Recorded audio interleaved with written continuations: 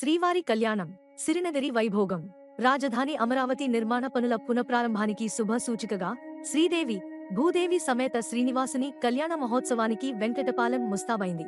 అలా వైకుంఠపురాన్ని తలపించేలా తితిదే వేదికలు నిర్మిస్తోంది. శనివారం సాయంత్రం 6:30 నుంచి 8:30 వరకు కళ్యాణోత్సవం నిర్వహించనున్నారు.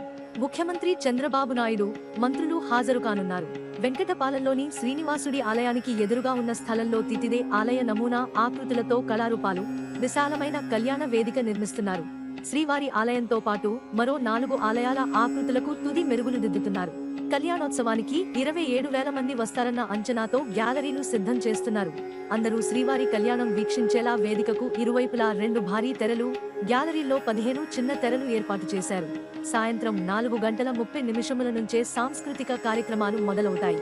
శ్రీవారి కళ్యాణోత్సవం తిలకించేందుకు రాజధాని ప్రాంతంలోని ప్రతి రైతుకు ఆహ్వాన పత్రికలు పంపించారు. వీరు కళ్యాణ వేదిక వద్దకు చేరుకోవడానికి వీలుగా 300 ఆర్టీసీ బస్సులు సిద్ధం చేస్తున్నారు. 2,000 మంది సేవలందిస్తారు. భక్తుల కోసం తాత్కాలిక మరుగుదొడ్లు నిర్మించారు.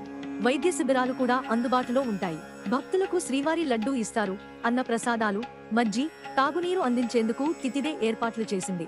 భద్రత ఇలా: 600 మంది పోలీసులు, 120 మంది తితిదే విజిలెన్స్ సిబ్బంది, 5 డ్రోన్ కెమెరాలతో నిఘా, రద్దీ పర్యవేక్షణ.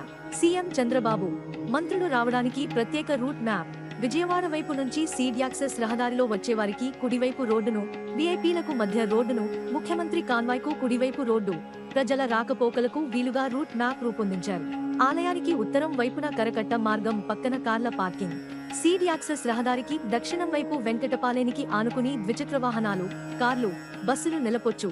ఆలయానికి వెనుక వైపు విజయవాడ వెస్ట్ బైపాస్ ఆనుకుని వీఐపీ కార్ పార్కింగ్.